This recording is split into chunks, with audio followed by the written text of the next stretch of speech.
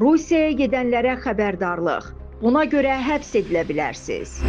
Azərbaycan Hava Yolları Qapalı Səhmdar Cəmiyyəti Rusiyaya səfər etməyi planlaşdıran Azərbaycan vətəndaşlarına müraciət edib. Reportun Azala istinadən verdiyi məlumata görə müraciətdə bildirilir ki, üzərlik bitkisi Azərbaycan qanunvericiliyinə əsasən cinayət tərkibi yaratmasa da, Rusiya Federasiyası Cinayət Məcəlləsinin 229.1-ci maddəsinə əsasən bu bitkinin ölkə ərazisinə daşınması ciddi cinayət məsuliyyəti yarada bilər.